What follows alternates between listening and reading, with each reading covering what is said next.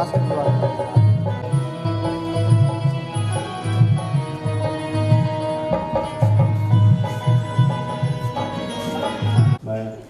बहुत आदर के साथ आपको आमंत्रित करता हूँ कि आप आएँ और दीप प्रज्वलन कर इस कार्यक्रम की शुरुआत करें। मैं आगाज़ करता हूँ हमारे गुरुजी मुनिंद्र मिश्रा जी को भी आप आएँ और साधना मैडम जी को कि आएँ और दीप प्रज्वलन कर इस कार्यक्रम की शुरुआत करें।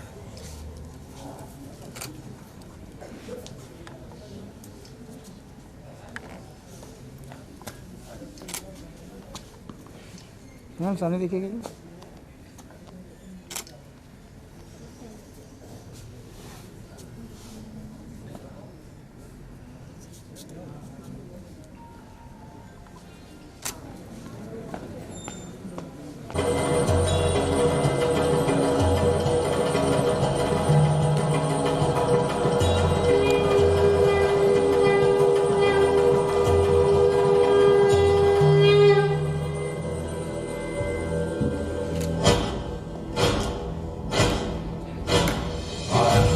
प्रचंड बोल मस्तकों के झुंड आज चंद्र की घड़ी की तुम गुहार दो।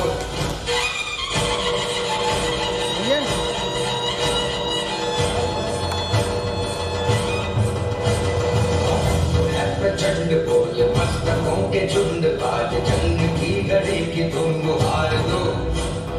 मान मान शान या की जान का उदान आज धनुष के बाण पे उतार दो। प्रचंड बोल मस्तकों के झुंड आज जंग की घड़ी की तुम गुहार दो। मान मान शान या के जान का उदान आज धनुष के बाण पे उतार दो। आरंभ है प्रचंड।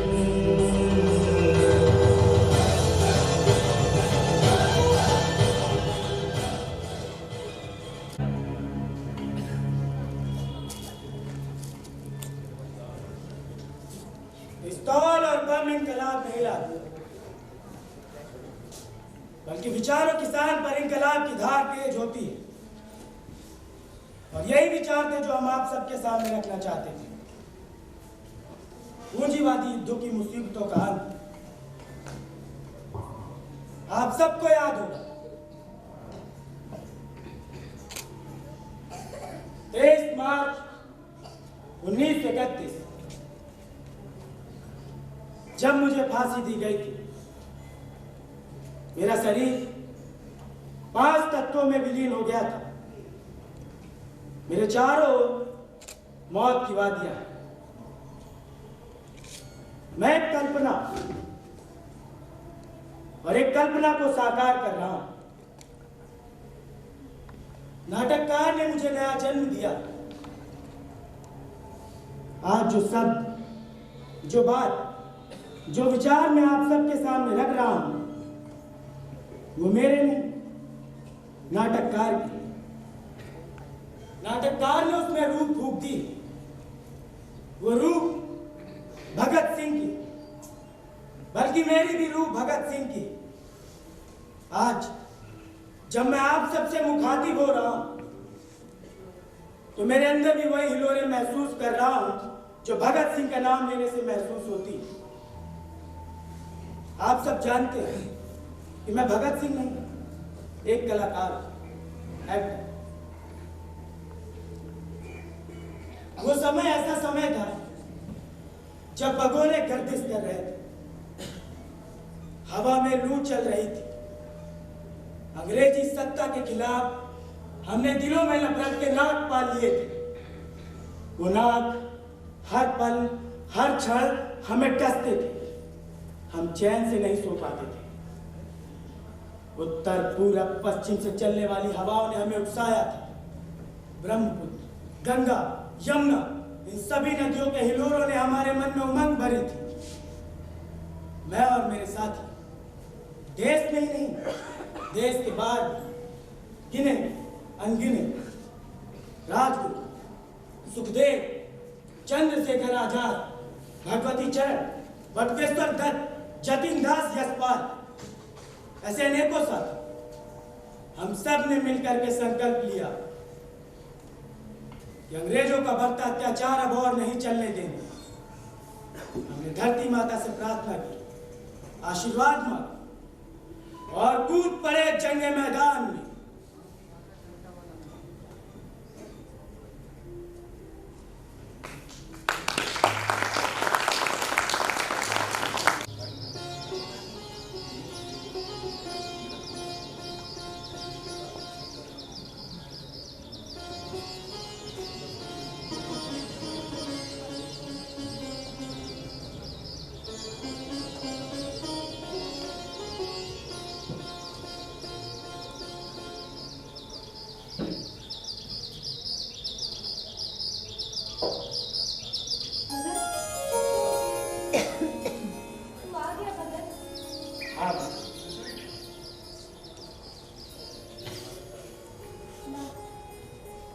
डाल दे मेरी झोली में जो भी कमा कर लाया।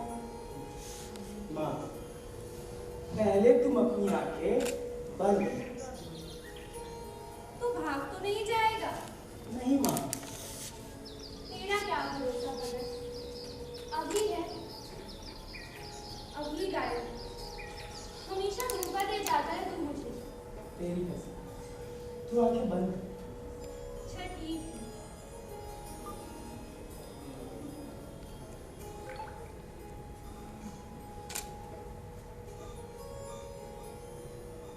अब अपनी ये झोली बंद कर देना और धीरे धीरे आगे, लेकिन थोड़ी सी, वरना मेरी सारी कमाई हवा हो जाएगी। ये तो खाली है भगत। वो खाली नहीं है माँ, इसमें हवा भरी हुई है, मेरे देश की हवा। लेकिन तू देख ले, एक दिन तेरा भगत इतनी कमाई करके लाएगा, इतनी कमाई करके लाएगा कि तू दोनों हाथों से लुटाएगी, फिर भी वो खत्म नहीं होगी। मैं भी तो सुनूं, कब आएगा वो दिन? बहुत जल्द मां। मैंने और मेरे दोस्तों ने रावी के किनारे बैठकर ये फैसला लिया कि अब अंग्रेजों का बढ़ता अत्याचार और नहीं चलेगा। ये तू क्या बोल रहा है भगत? मैं ठीक कह रहा हूँ। मैं वही बात कह रहा हूँ जो शायद मुझे बहुत पहले कह देगी। कभी तो तेरी बातों से मुझे डर सा लगता है। डर मत, भरोसा करो, फिर तुझे डर नहीं लगेगा। नहीं भगत। जो बात मेरे बस में नहीं वो कैसे हो सकती है माँ? और जो बात हवा पर लिखी हो उसे मिटाया भी नहीं जा सकता। इसलिए कहती हूँ भगत, तू मेरी आंखों से दूर मत जाना।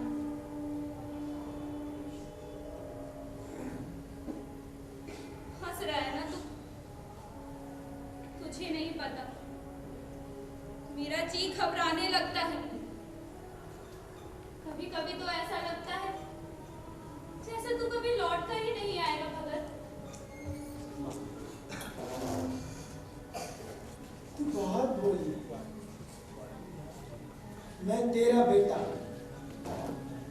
भगत सिंह, जिसने पंजाब की धरती पे जन्म लिया है, गुरुवाणी पढ़ी है, अपने गुरुओं के अथाह संघर्ष के बारे में जानता है। आज पंजाब और देश का हर एक नौजवान अपनी माटी पर जान कुर्बान करने को आतुर है। ऐसे बातें कर रहा है जैसे कोई ग्रंथ पढ़ रहा हो। माँ, ये सब तेरे इन चरणों की धूल है।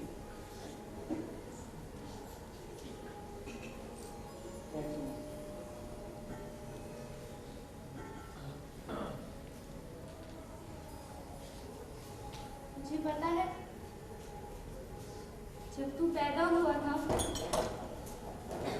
तो आसमान में बिजली चमकी थी, जिससे पूरा घर रोशन हो गया था। आज भी आंखों के सामने वैसी ही बिजली चमकती रही और उसमें मैं तेरा मुस्कुराता चेहरा देखती हूँ माँ, मैं तेरी सारी मुरादें पूरी करूँगा। ये तो वाहे गुरु ही जानता है कितनी पूरी करेगा और कितनी अधूरी रखेगा। जो पूरी होंगी वो मेरा मान सम्मान बढ़ाएगी, पर जो अधूरी होंगी उनके लिए मेरी छाती तड़पती रहेगी भगत। कभी कभी सोचती हूँ मुझे एक माँ एक पत्नी की किस्मत क्यों नहीं मिली। मैं दहाड़े मारकर रो क्यों नहीं सकती। अपने हाथों से अपनी छाती क्यों नहीं पीट सकती भगत।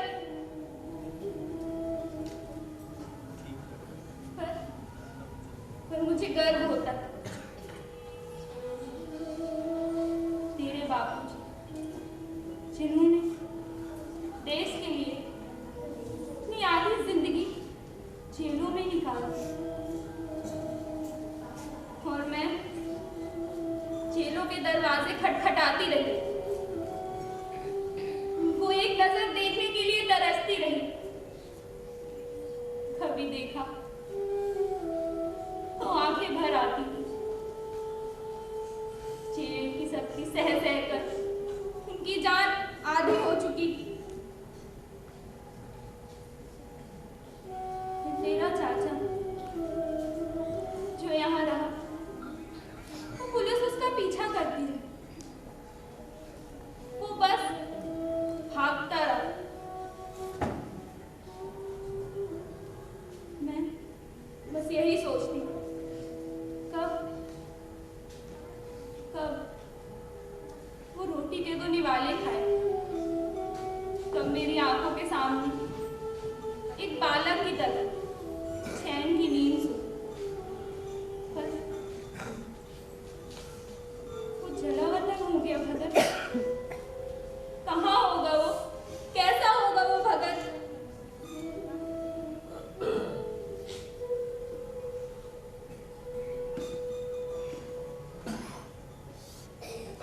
माँ,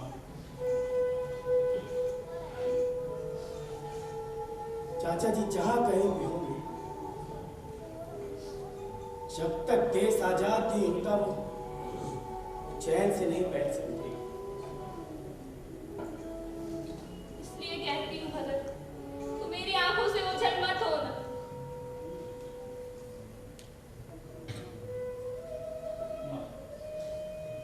तू मुझ पर पाबंदी तो नहीं लगाएगी ना? लगाऊंगी। ऐसे नहीं मानेगा तो ब्याह की बेड़ियां डाल दूंगी तेरे पैरों में। प्यार कराओगी मेरा? हाँ, देख तो आंगन कितना सूना है। बहू आएगी, उसकी हंसी से ये आंगन खिलखिलाएगा। वो नाचेगी, गाएगी, झूला झूलेगी भगत। नहीं होगा तो मैं उसे ही देख देख कर जी लूंगी।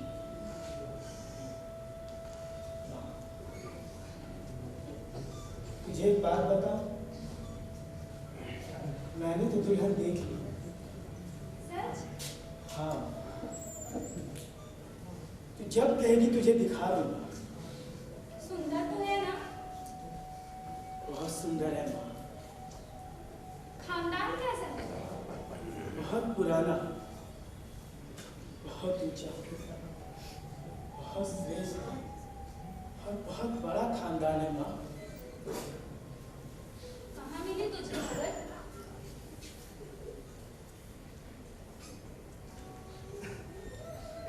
अचानक मिल गई।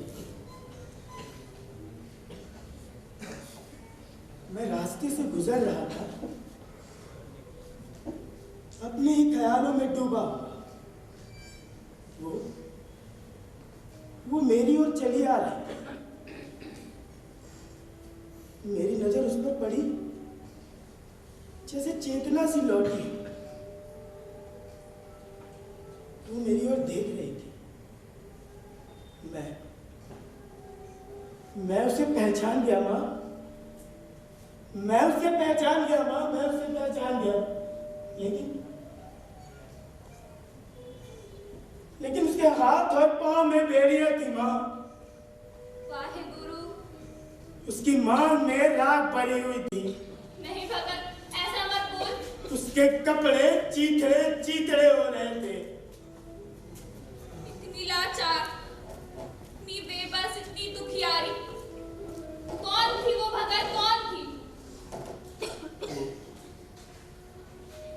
वो मेरे देश की धरती माँ थी। मैंने उससे पूछा कि तेरे हाथ और पांव में बेड़ियां क्यों? क्या कहा उसने? कहने लगी जा जाकर के अपने बाप से पूछ। मैंने पूछा तेरी मांग में राख क्यों? कहने लगी जा जाकर के अपनी माँ से पूछ।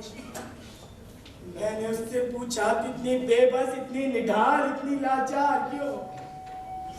कहने लगी जा जाकर के अपने चाचा से पूछ। मेरा खून खौल उठा माँ। उससे बर्दाश्त नहीं हुआ। मैंने कहा मेरी ओर देख, मेरी आंखों में झांक। मैं तेरा बेटा भगत सिंह, मैं तेरी इन लोहे की बेड़ियों को अपने दांतों से काट कर फेंक दूंगा। तुझे खून से स्नान कराऊंगा।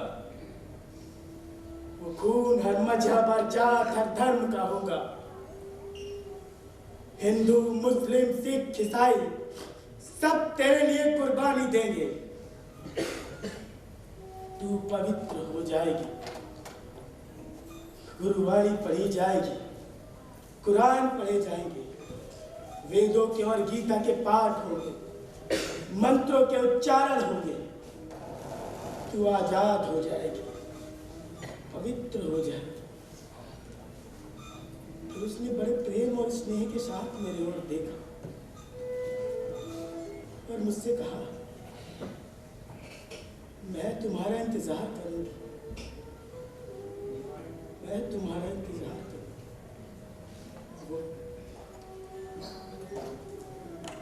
वो मेरा इंतजार कर रही है माँ, मेरा इंतजार कर रही है। आशीर्वाद दे।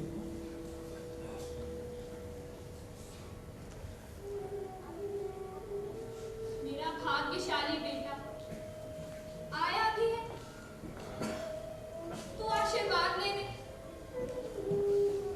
ये भी नहीं बताता लौटेगा कब, लौटेगा भी या नहीं।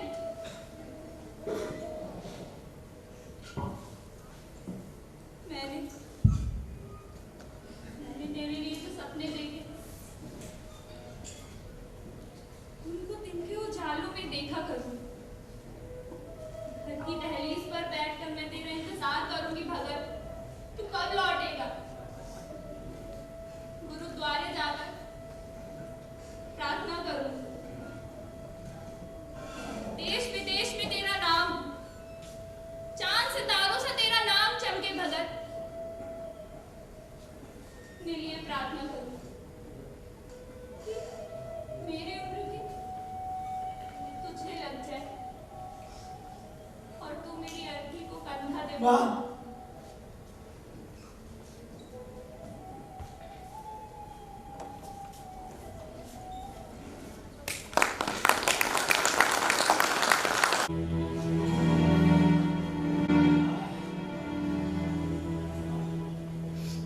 अब हमारा काम और भी मुश्किल हो गया है।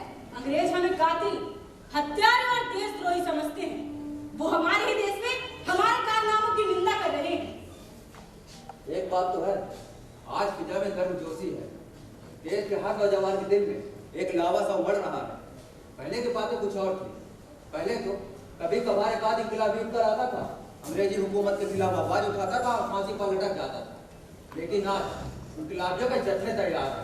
पूर्व से लेकर पश्चिम तक, उत्तर से लेकर दक्षिण तक, हर दिशा से लोग एकत्रित हो रहे हैं और अपने देश के लिए हर युवा, हर नौजवान जान देने को आतुर हो रहा है। आजाद जी, आप बागडोर संभालिए और हमें हुक्म दीजिए ताकि आपका अदालत को पूरा करने के लिए हम अपनी जी जान की बाजी लगा दें। अजीब परिस्थिति है आज। जब मैं 14 वर्ष का था तो थानेदार ने मेरे पीठ पर 12 बेत मारे थे। मेरी पीठ पर 12 नीली लकीरें उभर कर आ चुकी थी। थोड़ा थोड़ा खून भी रिस रहा था। मैं जख्मी चीते की तरह गुमनाम अंधेरों में, जंगलों में, खंडरों में दर दर भटकता रहा और अपने जख्मों को पालता रहा। और उन मासूम दिनों में मैंने ये तय किया था कि मैं चंद्रशेखर आजाद इस अंग्रेजी साम्राज्य का अकेले ही सामना करूंगा और उनके एक एक टटमुंजे नौकरों को अपनी गोलियों का निशाना बनाऊंगा। मुझे विश्वास था यदि कोई भी देशद्रोही मेरे ठिकानों का पता नहीं बताएगा तो वो मुझे इतनी आसानी से पकड़ नहीं सकते। मुझे इस बात की खुशी है कि आज चंद्रशेखर आजाद एक नहीं बल्कि हजारों, लाखों है और मुझे इस बात पर गर्व है। भारत में जितनी भी क्रांतिकारी संस्थाएं हैं उन सभी से संबंध बनाए जाए। इस बात की सख्त जरूरत है। हमारे हर सूबे की क्रांतिकारियों को हमारी नई नई गतिविधियों की जानकारी देनी होगी और उसके अतिरिक्त जी कहिए, मैं किसी की गिरफ्तारी के पक्ष में नहीं हूं। हमारा हर एक साथी अनमोल है। यदि किसी कारणवश या फिर अपनी लापरवाही की वजह से वो दुश्मनों के हाथ लग जाता है तो वो हमारे लिए कमजोर और डरपोक साबित होगा। उससे तो बेहतर यही होगा कि वो अपने आप को खुद ही गोली मार ले ताकि दुश्मन तक उनकी लाश का शिनाख्त न कर सके। क्रांतिकारी अपनी जान दे देगा लेकिन दुश्मन का हाथ अपने जिस्म पर नहीं लगने देगा। और एक बात की और जानकारी देना चाहता हूँ, हमें ऐसे विद्वान इंसान की जरूरत है जो कम से कम समय में ज्यादा से ज्यादा बम बना सके। आजाद जी, मैं बंगाल के वीर सपूत जतिन दास को लेकर आऊंगा। वो मेरे मित्र हैं और बम बनाने में एक्सपर्ट भी हैं। हमारे हर सूबे में एक एक बमों की फैक्ट्री भी होगी, लेकिन इसके लिए तो अधिक पूंजी की आवश्यकता होगी। उसके लिए हमें बैंक, पोस्ट ऑफिस और सरकारी दफ्तरों को लूटना होगा। हमारे देश का पैसा हमारे देश की आजादी के लिए ही खर्च होगा और जब लाहौर में बम फटेगा तो वो लाहौर में ही नहीं, देश के कई कोनों में इसके धमाके होंगे ताकि दुश्मनों को ये यकीन हो जाए कि ये काम 1 या 10 सरफरों का नहीं है बल्कि देश में नई क्रांतिकारी संगठन उभर कर आ चुकी है जो देश में आजादी लाना चाहती है और क्रांतिकारी बनकर पैदा हुई है। आजाद जी, मैं इस काम के लिए अपनी सेवाएं अर्पित करने के लिए एकदम तैयार हूं। मैं चौकिया वस्त्र पहनकर अहिंसा परमो धर्म का नारा उच्चारण करूंगा और बगल में बम की रस्सी दबाए एक निश्चित स्थान पर पहुंच जाऊंगा और साथी को 1, 2 या जरूरत के हिसाब से बम भेंट करूंगा और पुनः मैं आपकी सेवा में हाजिर होगा। राजगुरु की जय हो, राजगुरु की जय हो। आजाद जी, अगर मुझे पता होता कि संस्कृत का अध्ययन इतना उपयोगी है तो यहाँ उपस्थित सभी सज्जनों से मैं संस्कृत के अध्ययन की प्रार्थना करता हूँ। संस्कृत की जय हो, संस्कृत की जय हो। आजाद जी, मुझे कुछ संस्कृत के श्लोक भी आते हैं, आप इजाजत दें तो मैं पढ़ूं। सुनाओ। यदा यदा हि धर्मस्य ग्लानिर्भवति भारत अभ्युत्थानम् अधर्मस्य तदात्मानं सृजाम्यहम्। आजाद जी, जब हमने सभी संस्थाओं को अपने साथ मिलाने की ठान ली है तो बेहतर होगा कि हम इसका नामकरण कर दें, क्योंकि हर सूबे में हर संस्था का नाम अलग अलग है। जैसे नौजवान भारत सभा, जिसे हमारे ही साथी भगत सिंह चला रहे हैं, आजाद जी, बोलने की इजाजत चाहिए। कहो भगत सिंह। मैं चाहता हूं कि विजय की बात से पहले हमें कुछ और विचार कर लेना चाहिए। आवाम ना तो हमें राजनीतिक पार्टी समझती है, ना हमारे बारे में अच्छी तरह से जानती है। कांग्रेस जद्दोजहद कर रही है और अंग्रेजी सत्ता सिर्फ उसके बारे में जानती है। लेकिन उनके तरीके हमारे तरीकों से बिल्कुल अलग हैं। कांग्रेस कॉन्फ्रेंसों, बहसों और जलसों पर यकीन रखती है। ये पक्ष भी जरूरी है। भगत सिंह जी, विजय, हम जानते हैं कि कांग्रेस स्वार्थ से देश की बागडोर अपने हाथ में लेने के लिए जद्दोजहद कर रही है और हम सब निस्वार्थ भावना से कांग्रेस समझौता कर रही है, बातचीत कर रही है। लेकिन एक बात आप भूल रहे हैं। कांग्रेस ने जनता की आजादी की भावना को राह दिखाई और इसे अहिंसापूर्ण असहयोग आंदोलन के लिए ललकारा। 1 साल में स्वराज, गांधी जी के इस नारे ने पूरी जनता में झूठ पड़ने की भावना पैदा कर दी। स्कूल, कॉलेज, कचहरियों का बाइकआउट कारगर साबित हुआ और जैसा आपने अभी कहा, जनता ने इस आंदोलन को तेज करने के लिए हल्ला बोला। उत्तर प्रदेश के चौरा-चौरी में उत्तेजित किसानों ने एक पुलिस थाने पर हमला बोल दिया। 12 पुलिस वाले मारे गए। अरे क्या देश इतना नकारा था कि अमृतसर, गुजरावाला में हुए देशवासियों के कत्ल का बदला भी ना ले सका। और ये कांग्रेस इन गोरे शासकों के खिलाफ मजबूती से खड़े होने की बजाय उनसे समझौता कर रही है। हम सब जानते हैं कि कांग्रेस की नींव रजवाड़ा साहिब पर रखी हुई है। उनके बीच कोई किसान और मजदूर वर्ग से नहीं, जो भी लोग हैं वो स्वार्थी हैं और तुम देखना एक एक करके सब उनका साथ छोड़ दे। और हमें बदनाम किया जा रहा है। हिंसा की जिम्मेदारी हम पर थोपी जा रही है। बस इसलिए भगवती कि हमारी स्वीकृतियां बढ़ रही हैं। दिन ब दिन लोग हमारे हौसलों की दाद देने लगे। उनकी नजर हम पर ही टिकी रहती है कि हमारा अगला कदम क्या होगा। क्योंकि वो जानते हैं कि अगर देश में क्रांति आ सकती है तो सिर्फ और सिर्फ देश के नौजवान ही ला सकते हैं। इनकलाब ऐसे ही नहीं आता। हजारों जानें कुर्बान करनी होती है। जान हथेली पर लेकर जान की बाजी लगानी पड़ती है। और इतिहास गवाह, जब रूस में क्रांति आई थी तो वहां की जनता ने खून की नदियां बहाई। अब फ्रांस में क्रांति आई तो चारसाई को उखाड़ कर फेंक दें। लेकिन एक बात हमें सोचनी पड़ेगी। कांग्रेस बहुत चालाक और दूरदर्शी है। वो हिंदुस्तान की सियासत का फायदा उठा रहे हैं। यहाँ के शासकों ने कांग्रेस को राजनीतिक पार्टी मानकर हम इनकलाबियों को अलग थलग कर दिया है। दिन ब दिन जेलों में सख्तियां बढ़ाई जा रही हैं। जो इनकलाबी एक बार जेल जाता है वापस लौट कर नहीं आता। क्या तो ठीक रहे हो मुझे, लेकिन वो चाहे कितने भी जुल्म और सितम कर ले, हम हिंदुस्तानियों के और क्रांतिकारियों के हौसलों को पस्त नहीं कर सकते। और इसके लिए आवश्यकता है कि आज हम वेद मंत्रों की तरह एक नारा तजवीज करें जो क्रांतिकारियों के लिए सदैव जीवित हो और विरोधियों के लिए एक चेतावनी। इनकलाब जिंदाबाद! इनकलाब जिंदाबाद! इनकलाब जिंदाबाद! हमारा मकसद आजादी, हमारा नारा इनकलाब! इनकलाब जिंदाबाद! इनकलाब जिंदाबाद! इनकलाब जिंदाबाद! और आज हम अपनी पार्टी का नामकरण भी करते हैं। हम अपनी पार्टी का नाम हिंदुस्तान सोशलिस्ट रिपब्लिकन एसोसिएशन रखते हैं। सब साथ मिलकर कहेंगे, हिंदुस्तान सोशलिस्ट रिपब्लिकन एसोसिएशन जिंदाबाद! जिंदाबाद! आज हमारे लिए बड़ा मुबारक दिन है। अब हमारी जिम्मेदारियां और भी बढ़ गई है। इससे साफ जाहिर है हम तोड़-फोड़ में यकीन नहीं रखते। हमारी राहें क्या कसों की तरह रोशन है। हमें अपना वतन आजाद कराना ही नहीं, एक नया निजाम कायम करना है और सोचना है कि अगला कौन सा कदम उठाएं। सबसे पहले तो ये फैसला होना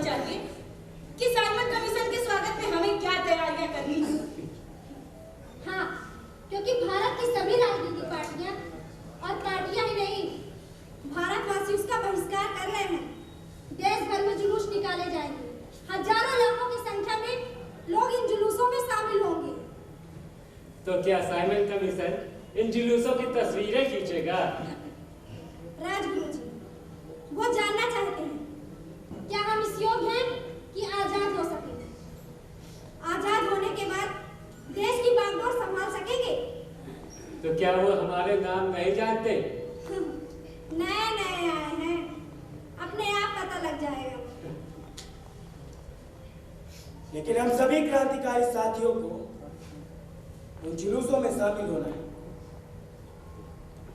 और साइमन कमीशन का विरोध लगातार करना है।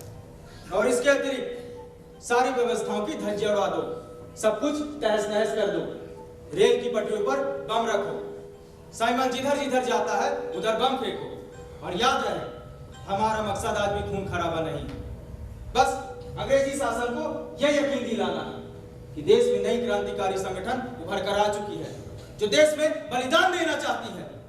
इंकलाब जिंदाबाद, इंकलाब जिंदाबाद, इंकलाब जिंदाबाद।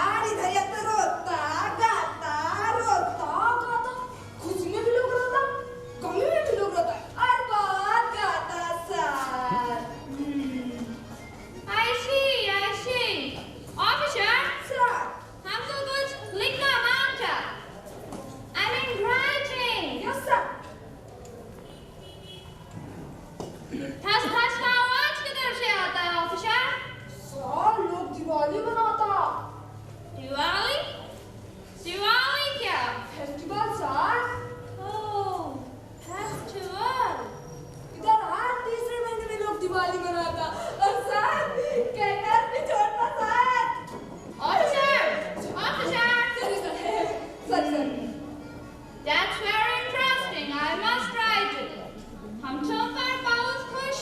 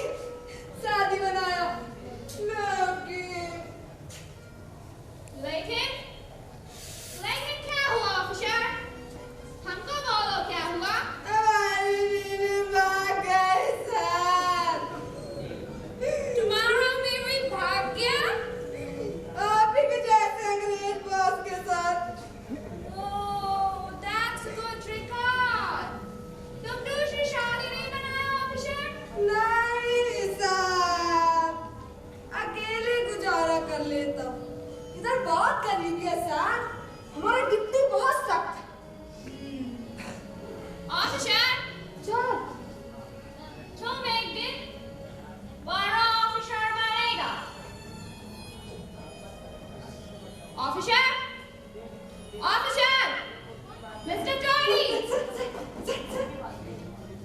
हम कल से बड़े बड़े शहरों में जाएगा, टूर करेगा, पता लगाएगा यहाँ का लोग क्या बोलता, क्या सोचता। सर, आप जहाँ भी जाएगा ना, हजारों लोग आपको सलाम करेंगे सर। That's good. यहाँ के लोग बहुत शरारती है सर, बहुत शोर मचाता है, लेकिन हम आपके पास आने नहीं देगा। That's correct, officer. I must have peace of mind. I'm impressed. जरूरत पड़ने पे सर लाठी भी मारेगा और गोली भी चलाएगा सर। लेकिन ऑफिसर, ऐसी बात हम अपनी रिपोर्ट पे लिखना नहीं मानता। बिल्कुल नहीं सर। अब ये बताओ ऑफिसर, सर, हम ये लोगों को आजादी दे या नहीं, तुम फैसला करो। तुम यहाँ का रहने वाला है, इंडियन है, थोड़ा अंग्रेज, मिक्स्ड ब्रीड है, तुम फैसला करो। आजादी मांगता, yes or no? यहाँ के लोगों को बिल्कुल आजादी नहीं मांगता सर। यहाँ हिंदू मुसलमान को काटता, मुसलमान सिख को काटता, सिख ईसाई को काटता।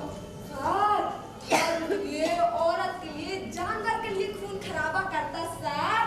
छोटे छोटे जमीन के टुकड़ों के लिए खून खराबा करता। यहाँ के लोगों को बिल्कुल आजादी नहीं मांगता सर। That's correct, officer. हम तुम्हारी बात मानता, जैसा तुम बोलेगा वैसा ही होगा। Good idea sir. हम आज रिपोर्ट लिखता और कल से टूर पर जाएगा। Yes sir. Okay, officer, follow me. Follow me.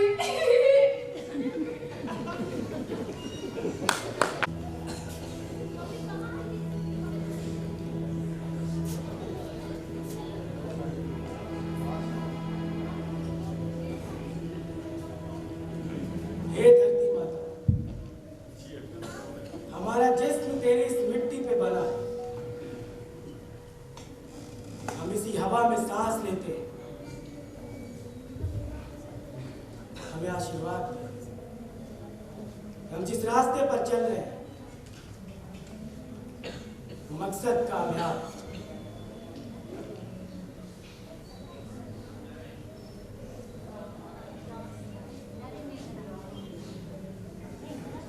आजाद,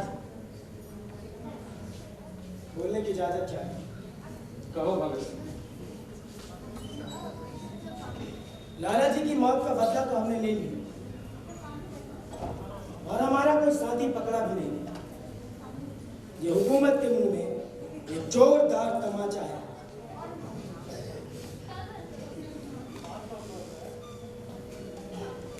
मैं जानता हूं आप क्या सोचते हैं। हाँ भगत सिंह, मैं सोच रहा हूँ कि स्कॉट बचकर निकल चुका है। मैं दिन रात बेचैन रहता हूँ, रातों को नींद नहीं आती, मानो ऐसा महसूस होता कि मेरे बदन में कांटे चुभ रहे हो। मैं समझता हूँ आजाद, लेकिन किया भी क्या जाए। अंग्रेजी सत्ता, स्कॉट सब जान चुके हैं कि हमला सैंडर्स पर नहीं, स्कॉट पर हुआ और जनरल सिंह की मौत।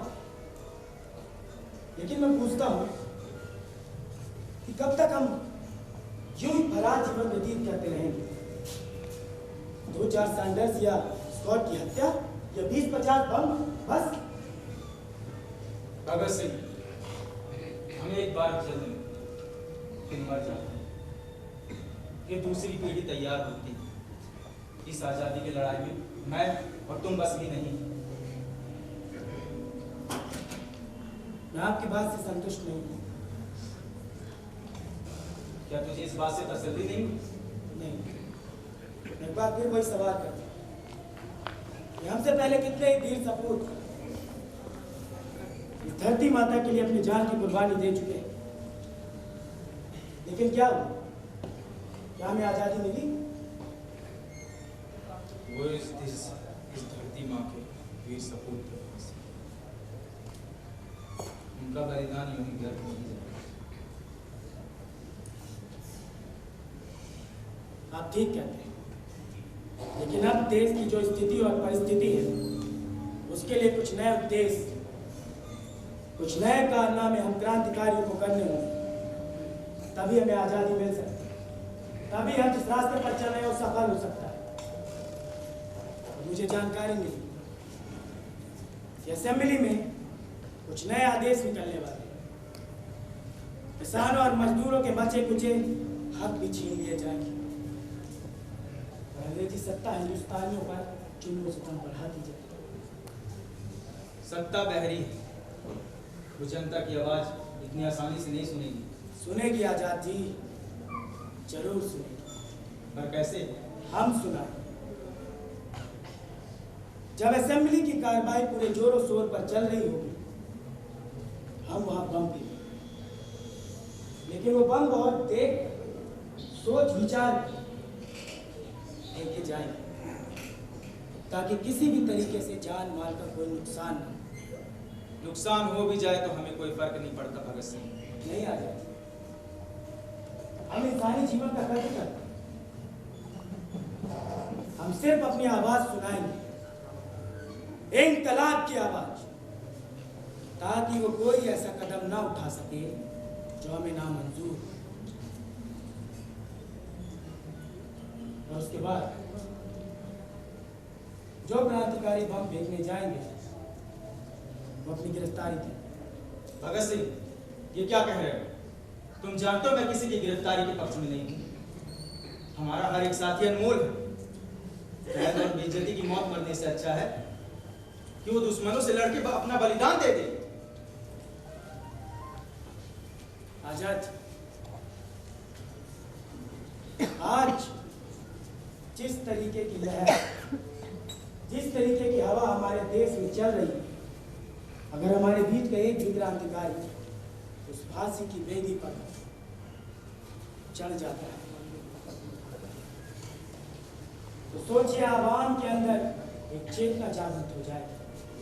सोच भी आवाम जाग जाए और जद्दोजहद में जुट जाए। पर भगत सिंह, इस काम को अंजाम कौन देगा? हमारे साथ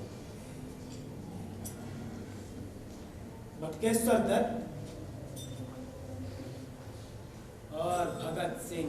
ये क्या कह रहे हो भगत सिंह? तुम मेरा एक बाजू काट देना चाहते हो? आजाद, मैं जानता हूं आप उन पर बहुत विश्वास है। आज अगर एक भगत सिंह कुर्बानी देगा तो कल हजार खड़े हो जाएंगे। आपकी एक आवाज से पूरे देश के कान खड़े हो जाते हैं। एक बाजू तो आपके हजार बाजू।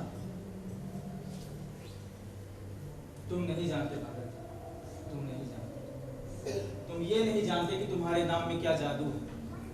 हिंदुस्तान की हर माँ अपने बच्चों का नाम भगत सिंह रखना चाहती है।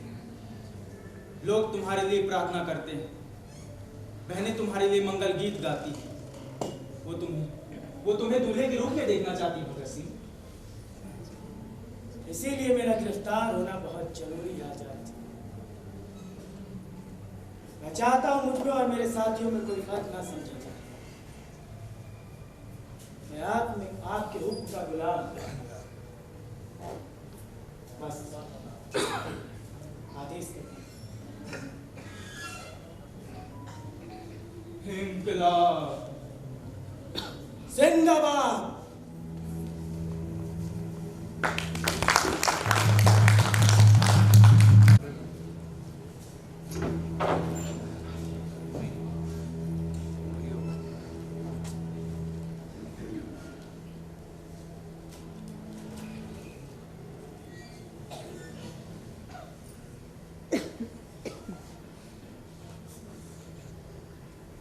आज तुझे बड़ी ठंड लग रही है।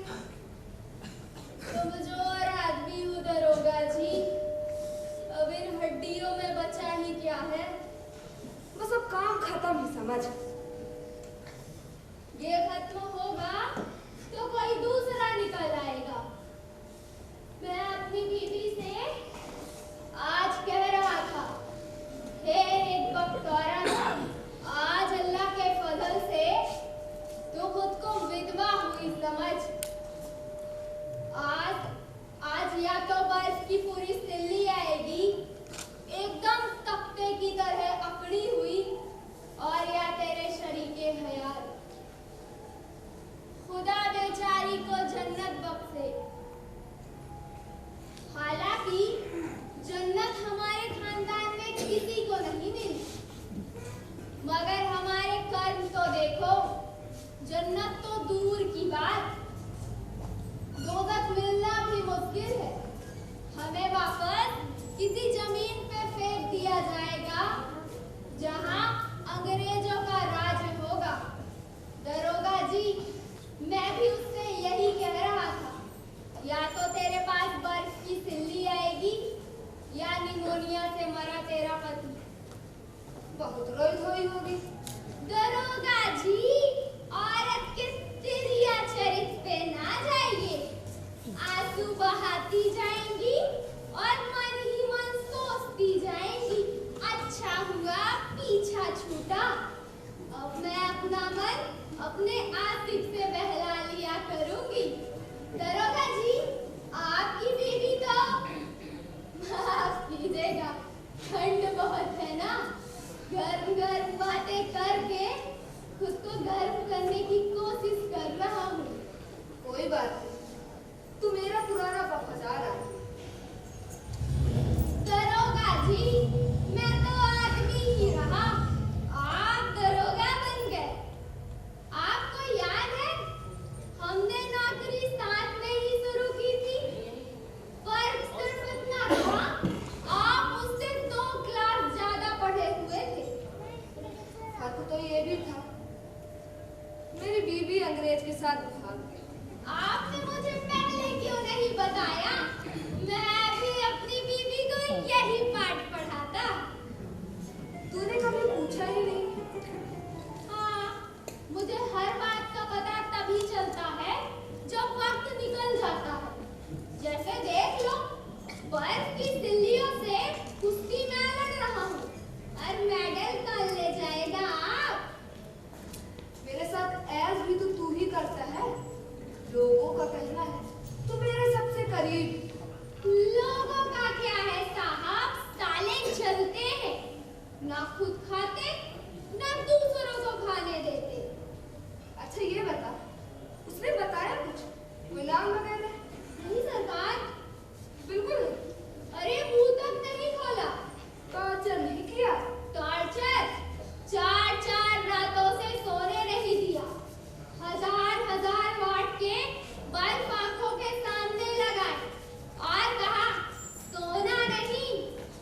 वाकई खुदा के उस नेक बंदे ने आंखें तक बंद नहीं की। मैं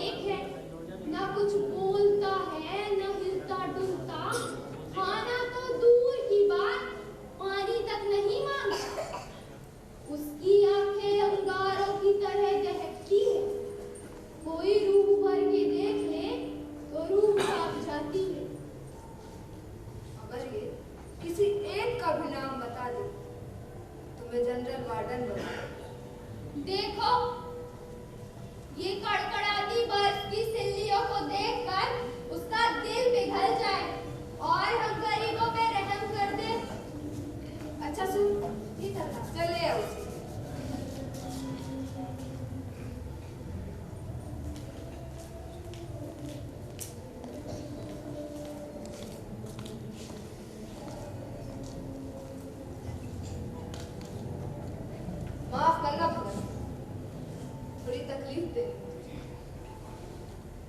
कहो। ये बर्फ का बिस्तर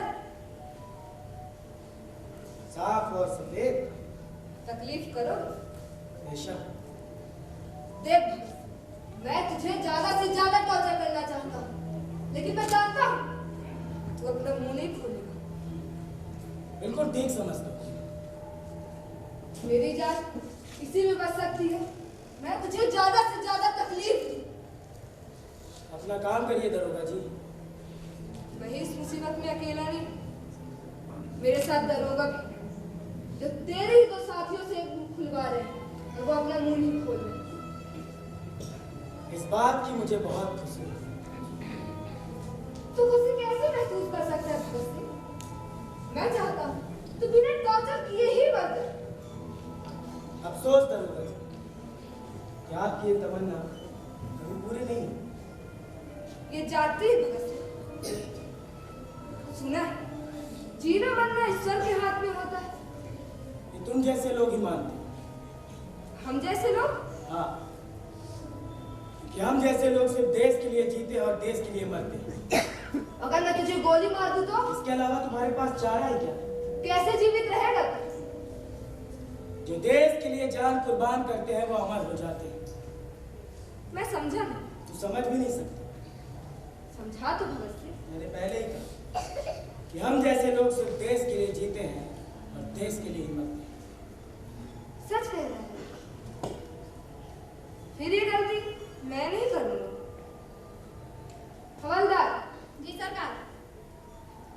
ले जा इसे।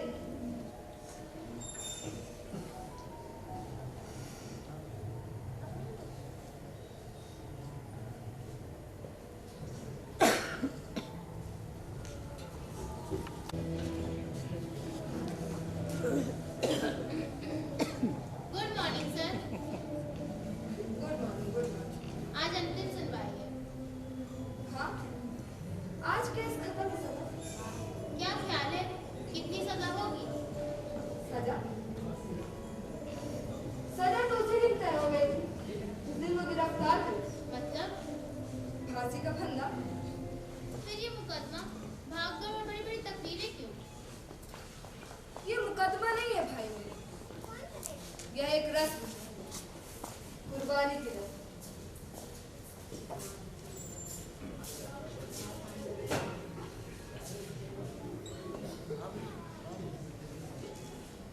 Mr. Prosecutor! Milord! Will you show up the case? I am ready, Milord. Bhagat Singh. कहो।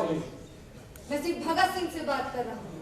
आज मैं भगत सिंह, कल सुखदेव, परसों राजगुरु हूँ।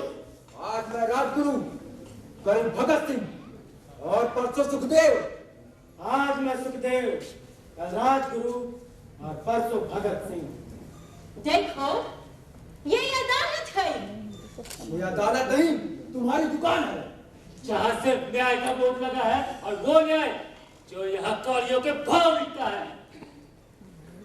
सोच समझ कर बात करो। हम वही बोलेंगे जो हमें बोलना है। इसका अंजाम बुरा हो सकता है। You better proceed. तुमने असेंबली में बम फेंका था? हाँ, हमने बम फेंका था, लेकिन किसी को नुकसान पहुंचाने के लिए नहीं, सिर्फ अपनी आवाज सुनाने के लिए। मिलॉर्ड, ये बम बनाते हैं, बम फेंकते हैं और दावा भी करते हैं, इससे किसी का नुकसान नहीं होगा। हाँ, हम दावा करते हैं। अगर हमें बम बनाना आता है तो हमारे निशाने भी कच्चे नहीं। हम चाहते तो साइमन कमीशन और असेंबली में बैठे सभी लोगों को एक साथ खत्म कर सकते थे, लेकिन हम सिर्फ अपनी आवाज सुनाना चाहते थे। इनकलाब की गूंज। ये झूठ है, सरासर झूठ है। ये सच है। मिलॉर्ड, ये दहशत पसंद लोग। हम दहशत पसंद नहीं, देशभक्त हैं। बम बनाते हैं, सरकारी खजाने लूटते हैं। तुमने अंग्रेज शासकों के खिलाफ साजिश की। हाँ, की, और अब उसका निर्णय भी होगा।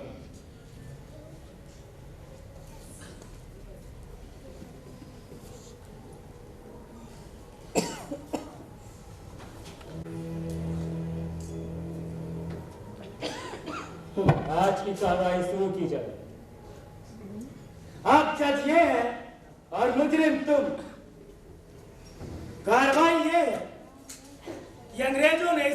जो कुछ लूटा है वो सब उनसे छीन लिया जाए और उन्हें इस देश से निकाल दिया जाए।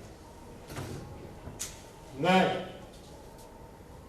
आज इन सभी अंग्रेजों को इस देश से बाहर निकालने की अपील करता हूँ। जो कुछ भी धन इन्होंने यहाँ से छीना है, हमारे देशवासियों से छीना है, इन्हें सब वापस ले लिया जाए और इन्हें इस देश से निकाल दिया जाए। इंकलाब जिंदाबाद! इंकलाब जिंदाबाद! इंकलाब जिंदाबाद! इंकलाब जिंदाबाद! इंकलाब जिंदाबाद! इंकलाब जिंदाबाद! इंकलाब जिंदाबाद! इंकलाब जिंदाबाद!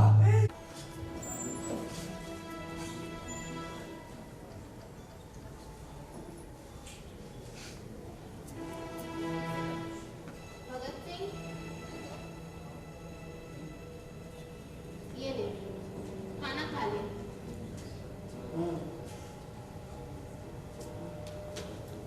एक बात बता भगत सिंह, पूछो। अब पढ़ने का क्या फायदा? क्या मतलब? मतलब ये कि जल्द ही तुम्हें फांसी दे दी जाएगी। तुझे कैसे? जब भी माँ के कुत्ते आते हैं, कुत्ते रोने लगते हैं क्योंकि वे फरिश्तों को देख लेते हैं। तुमने कभी फरिश्ते देखे? देख नहीं सकता, लेकिन जब भी इस जेल में मौत आती है मुझे भनक लग ही जाती है। फिर यहाँ के अधिकारी भी मुझसे कुछ नहीं छिपाते। अच्छा।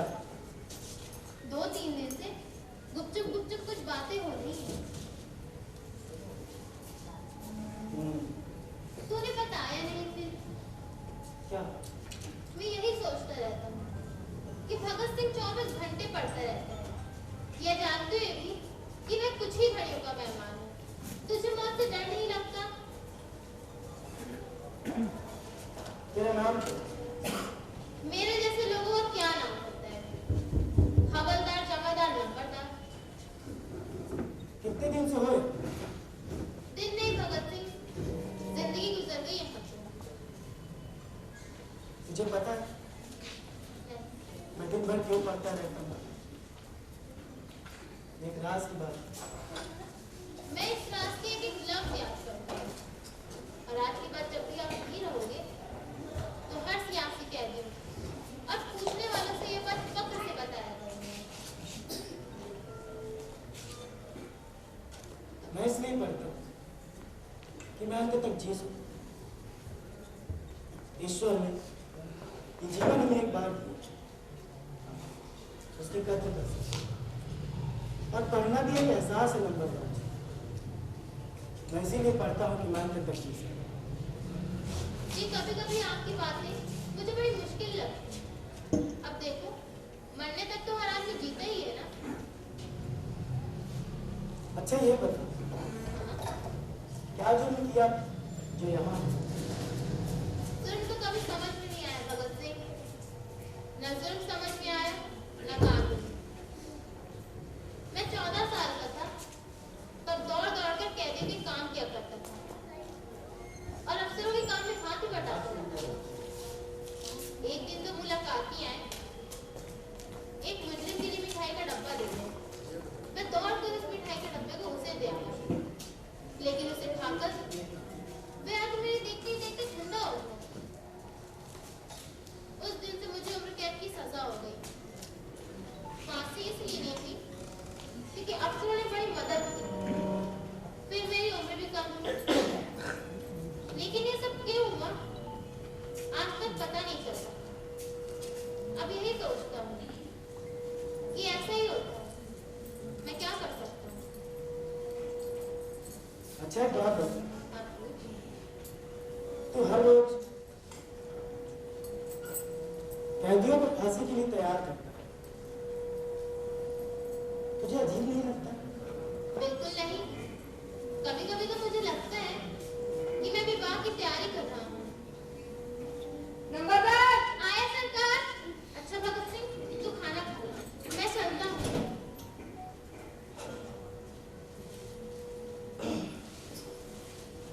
जी आपका कोई मुलाकाती आया है। अच्छा ठीक।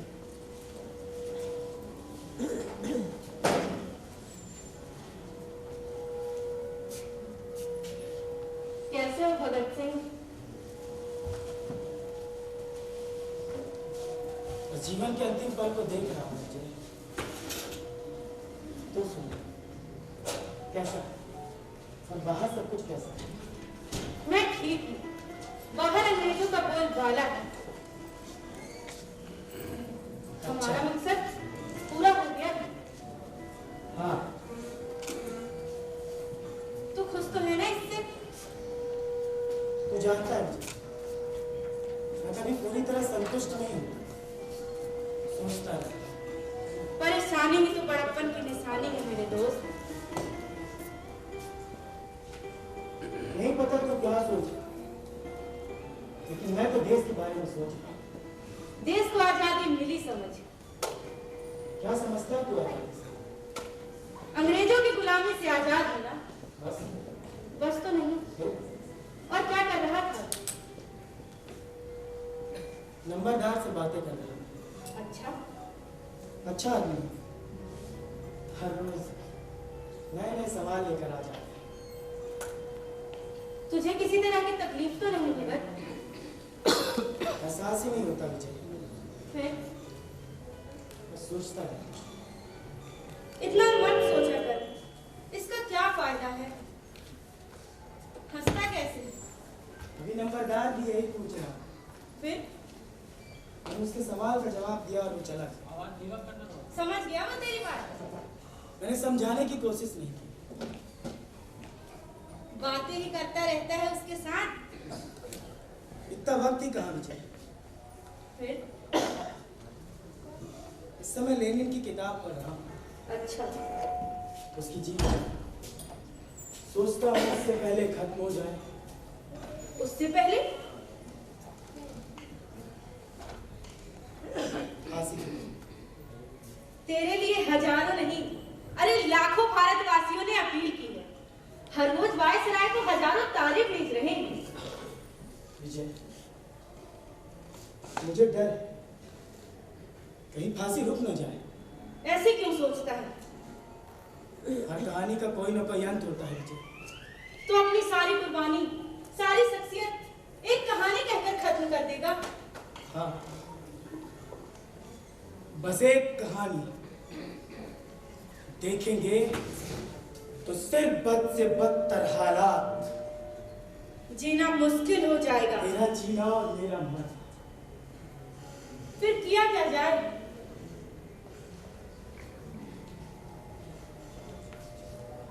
विजय, क्या समझता है तू आजादी से? वो झूठी मन गढ़ंत कर बेहुदा आजादी। अरे वो जोला बदलने वाली आजादी जिसे पाकर हम बहुत खुश होंगे। तुझे पता है हमारा प्रण जो आज तक पूरा नहीं हुआ, अगर हम अपना मकसद पूरा न कर सके तो आने वाली पीढ़ी इसे पूरा करेगी भगत। इतना कष्टकारक शब्द है विजय कि हम इसे पूरा न कर सके। हमने संकल्प लिया कि देश में किसानों, मजदूरों का राज। हम उन हाथों की कद्र करेंगे जो कपड़ा बुनते हैं, जो अनाज बोते हैं, जो मजदूरी करते हैं, जो इस देश के भाग्य विधाता है। ऐसा हो सका? हाँ भगत, हुक्म करो, क्या करो तुम्हारे लिए? बस यहाँ से निकलने के बाद खुली हवा पर एक बात लिख देना विजय कि अंग्रेज बड़े चालबाज हैं। वो इस देश से जा तो नहीं, लेकिन कांग्रेस और पूंजीपतियों के साथ गठजोड़ करके अपना पक्ष बचा कर जा रहे हैं और इस देश में साम्प्रदायिकता भड़का कर जा रहे हैं। फिर जनता? ये तो मेरी चाल नहीं करती है। भोली भाली जनता जिस पर अत्याचार किया जाता है, जिनको सितम किए जाते हैं, लेकिन उसके हक उसे नहीं दिए जाते। कितनी भयानक सच्चाई है ये, कितना कठोर सत्य। और जनता हमें कातिल और हत्यारा समझते हैं। जनता नहीं समझती विजय, सत्ता समझती है, कांग्रेस समझती है, क्योंकि वो हमें अपने रास्ते का पत्थर समझती है। पत्थर? हाँ, पत्थर।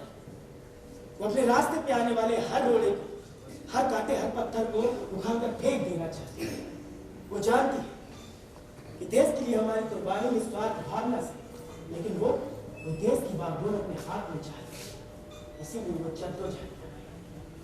हाँ भगत, लेकिन एक और बात सुनी है तुमने? कह दो, आज जो भी कहना हो कहते, विचार और सही। गांधी बिन पैक्ट हुआ, जिसके तहत सभी राजनीतिक बंदियां रिहा कर दिए जाएंगे, लेकिन तुम लोग राजनीतिक बंदियों की श्रेणी में नहीं आते मेरे दोस्त। तुम लोगों को फांसी कांग्रेस की कराची अधिवेशन से पहले लगाई जाएगी। अच्छा किया विजय, जो तूने मुझे बता दी, काश पहले बता दी, बाकी के सवाल कैसे ना जब सब साफ हो गया, दूध का दूध और पानी का पानी, इन अंग्रेजों के बाद हमारे किस्मत के मालिक कांग्रेस हो। हाँ। सब खत्म। अच्छा तू आ गया, तुझसे मिलकर दो चार बातें करें, वरना अकेले ही पहुंचता है। अच्छा, अब मैं चलूं? हाँ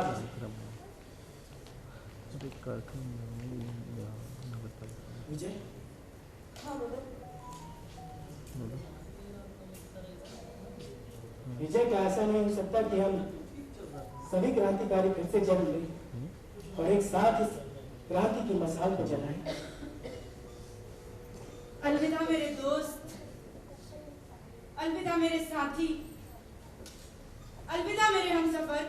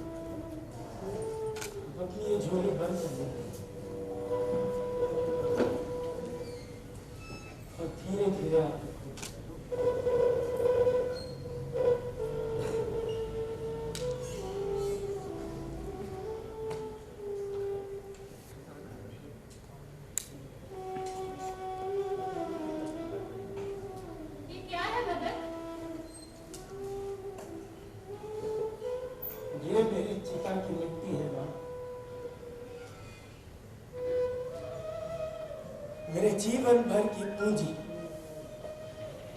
जीवन भर की कमाई जो आज मैंने तेरी झोली में डाली। किस बेटे ने अपनी मां को ऐसी कमाई दी होगी भगत? हाँ तो कहती थी ना लेकिन हाँ मेरा भाग्यशाली बेटा, झुक जाना। देख आज तेरे भाग्यशाली बेटे की सारी मुरादें पूरी हो गई।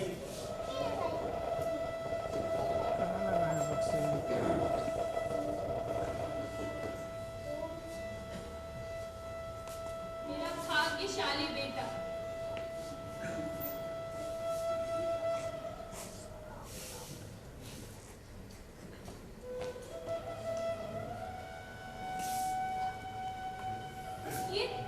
ये छुट्टी नहीं भगत।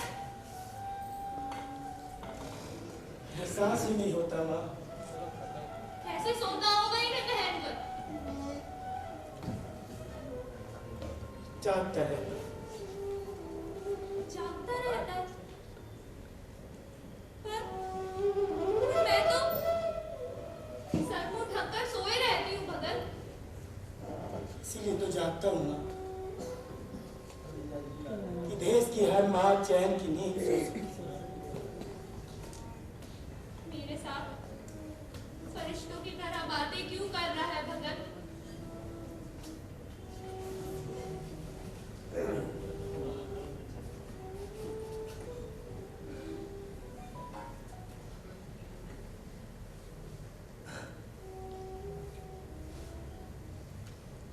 जानता है,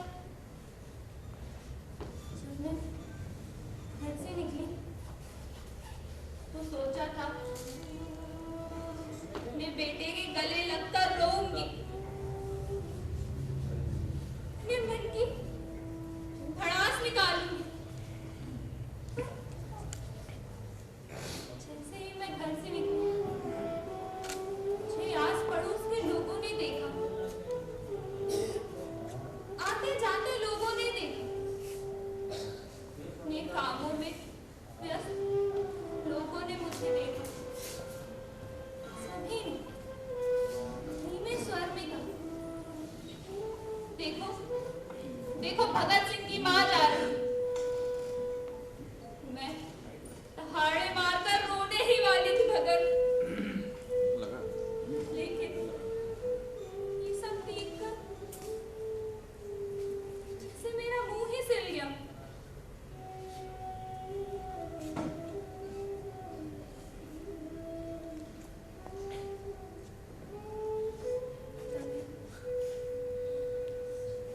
तभी एक बुजुर्ग जो उम्र में मुझसे बड़ा था, उसने मेरे पैर छुए और कहने लगा कि भाग्यशाली माँ है तू, जिसने भगत सिंह जैसे बेटे को जन्म दिया। मैं पीछे हटी और कहा, भगत मेरा ही नहीं, तुम्हारा भी बेटा है। जितना मेरा है उतना तुम्हारा भी है। मेरा है भी कितना। मैं चलती गई, मीलों तक चलती गई। लोगों की भीड़ मेरे पीछे आती रही भगत। सच कहूं, ये सब देखकर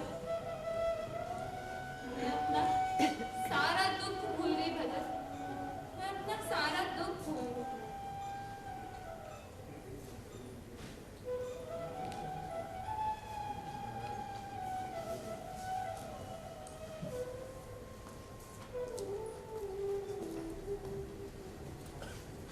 वक्त खत्म हो गया है माँ।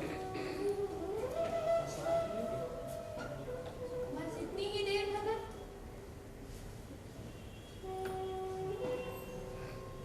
यहाँ नहीं किया। तूने मेरे लिए इतना ही वक्त रखा है। तू जानती है कि मैंने तुझे और धरती माँ को कभी अलग नहीं समझा। किया भगत, बहुत अच्छा किया। मैं यूं ही तुझसे गिले शिकवे करने लग गई। माँ का दिल है, सब कुछ कर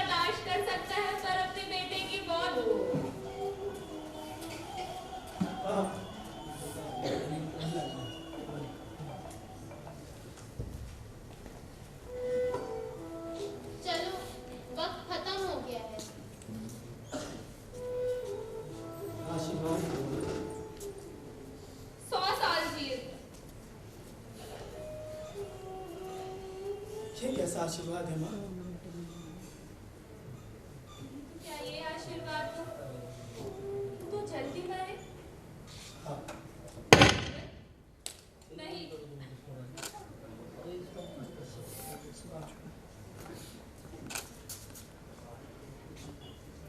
जा भगत, अपने देश के लिए सिपाही की तरह कुर्बानी दे।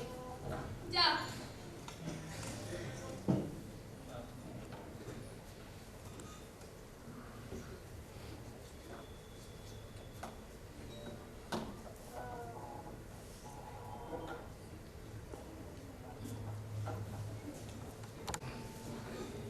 आपको और राजगुरु सुखदेव को आज शाम फांसी दी जाएगी।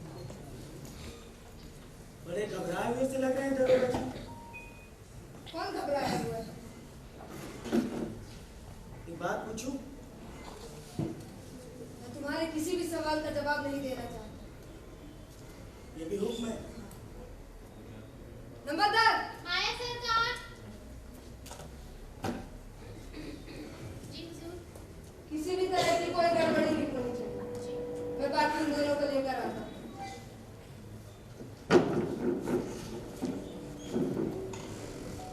तैयार हो जाओ भगत सिंह, हम तुम्हें दूल्हा बनाने आए हैं।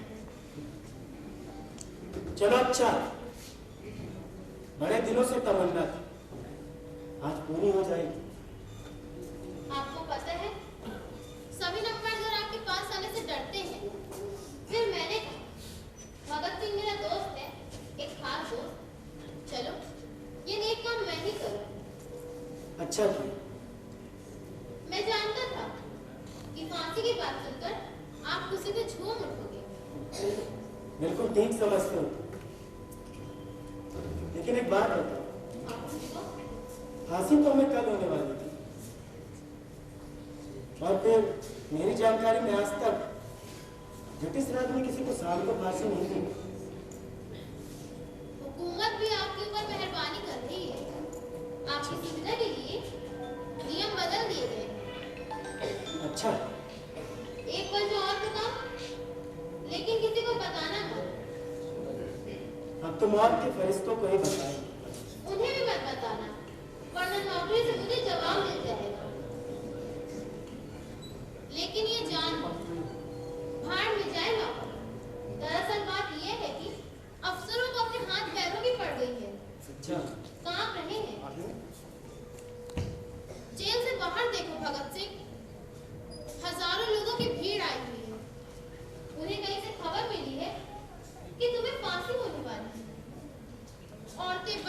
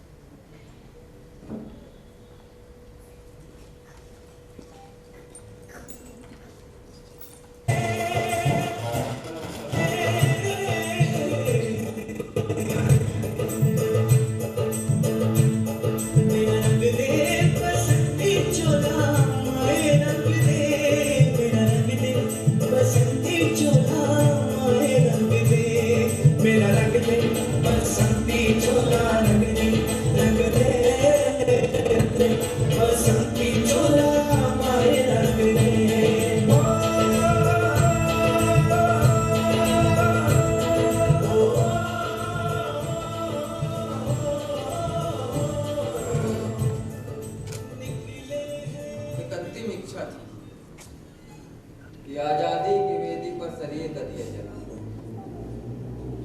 चलो आज ये भी पूरी हो जाए। मेरा तो जी कर रहा है कि मैं श्लोक पढ़ूं, ऐसे श्लोक जिनके अर्थ में स्वयं नहीं जानता। क्यों? जब मैं बहुत खुश होता तो श्लोक पढ़ता हूँ। आज हमारे जीवन का पहला और आखिरी उद्देश्य पूरा हुआ। इंकलाब जिंदाबाद। कमाल की तिकड़ी है तुम्हारी। जी करता है फूलों की वर्षा करो। कहो भगत सिंह, कोई अंतिम इच्छा? दरोगा जी, आज ये हथकड़ी खोल दी जाए ताकि अंतिम बार हम एक दूसरे से गले मिल सकें। नंबरदार। जी सर।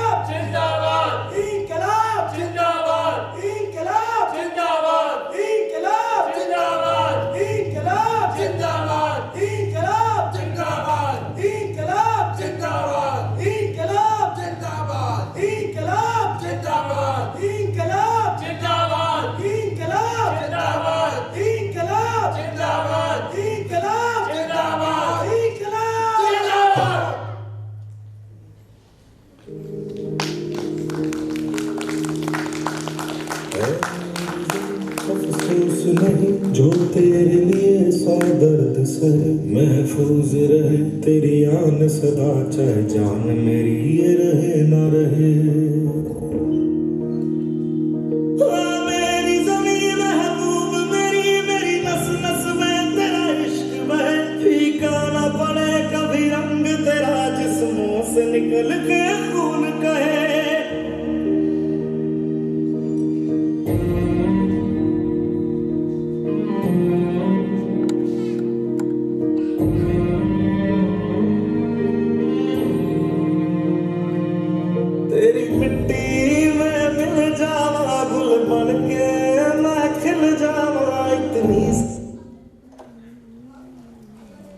सरफरोशी की तमन्ना अब हमारे दिल में है, देखना है जोर कितना बाजुए का दिल में है। वक्त आने पर बता देंगे तुझे ऐ आसमां, हम अभी से क्या बताएं क्या हमारे दिल में है।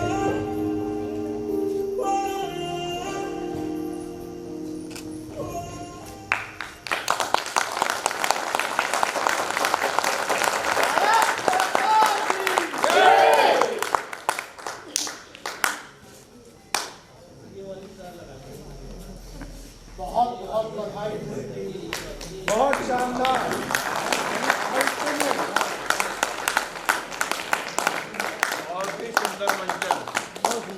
उन कलाकारों को जिनको अब तक हम नवोदित कलाकार के रूप में मान रहे थे, वे सब के सब आप युवा और मैच्योर अभिनेता के रूप में अपनी प्रस्तुति यहाँ दिए हैं।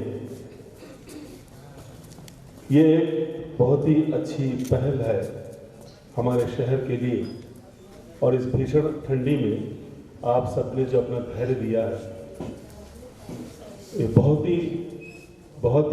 ही धन्यवाद और आभार का हमें आपने वो दिया है, एक अवसर दिया है। हम इसी तरह की प्रस्तुतियों को लेकर आपके सामने आते रहेंगे। मैं चाहूँगा कि हमारे जो भी कलाकार हैं,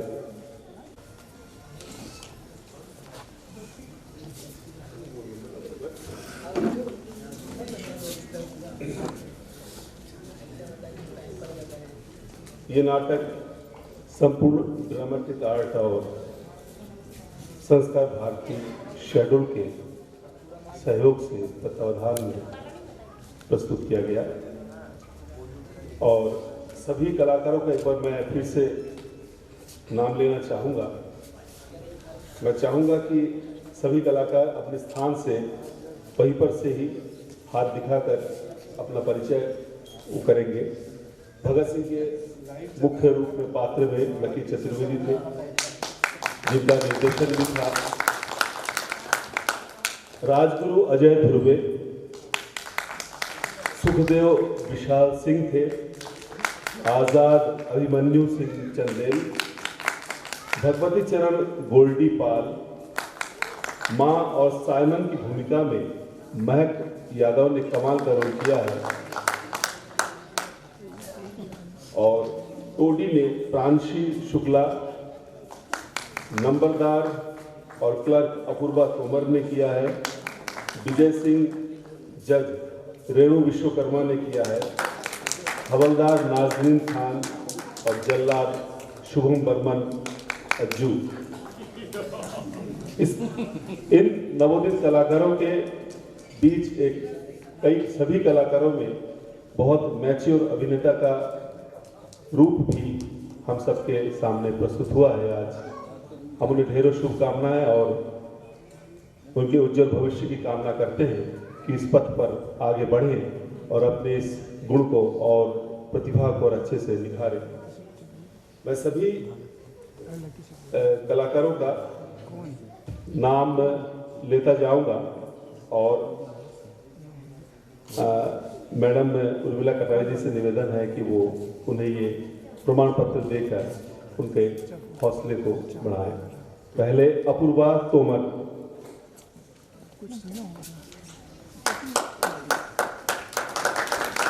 इसके बाद आएंगे शुभम बर्मन,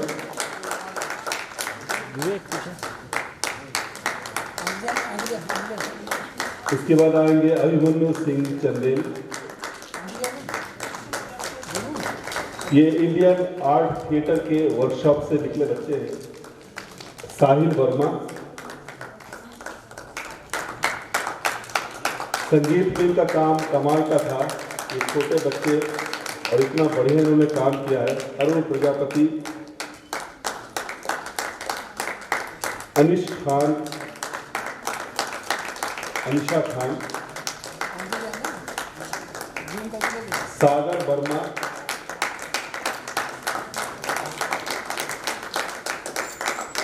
संगीत के प्रयोग में इन दोनों बच्चों की जुगल जोड़ी ने नाटक और प्रभावित और संवेदनशील बना दिया। इसके लिए ये बधाई के पात्र हैं। रेणु विश्वकर्मा,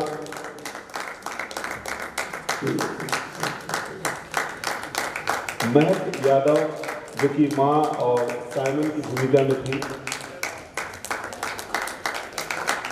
गोल्डी पाल,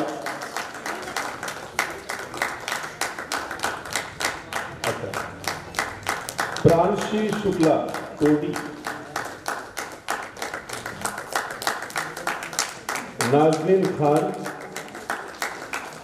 अच्छा, और 11 दिवसीय कार्यशाला जो कि थोड़ा और ज़्यादा ही दिनों का था, इसमें हमारे वरिष्ठ जो रंगकर्मियों ने हमें आशीर्वाद और सहयोग दिया, कुछ तकनीकी जानकारियाँ दी। उसमें दुष्यंत सिंह जी हैं, अगर वो इस हॉल में है तो कृपया मंच तक आ जाएं। उनके अनुभवों का लाभ बच्चों ने लिया है। इसके बाद मैं स्वयं चला जाता हूँ।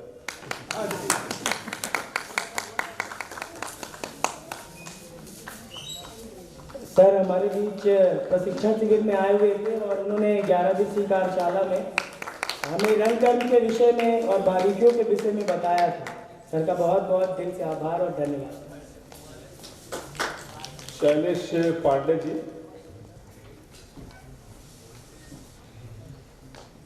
नीतीश मिश्रा उर्फ निक्की, श्री समीर खान, खिरोधर सौंधिया, NL पटेल, अशोक शास्त्री जी, सरमन सिंह,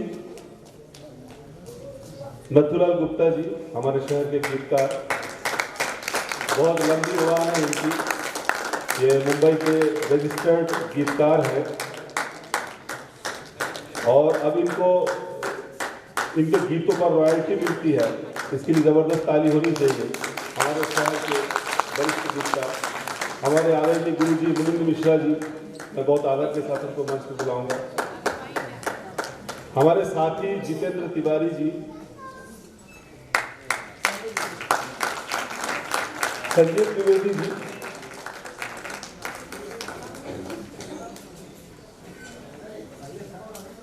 प्रमोद विश्वकर्मा जी, संजय सिंह जी,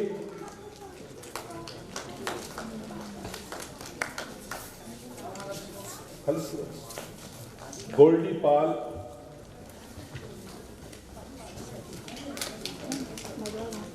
प्रमोद विश्वकर्मा, मनोज वर्मा जी सामने बैठे हुए हैं, आ जाए। ये दोनों बच्चे जो संगीत दे रहे थे, ये मनोज वर्मा जी के बच्चे हैं और मनोज हमारे इस शहर के पुराने संगीतकार के रूप में हैं। इन्हीं के मार्गदर्शन में बच्चे आगे बढ़ रहे हैं।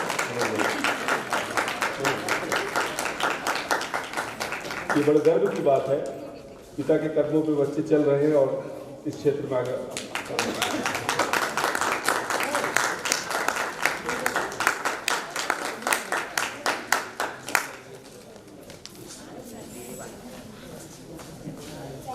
आज 1100 रुपए का नगद पुरस्कार मैं कल दे दूंगी मेरी तरफ से।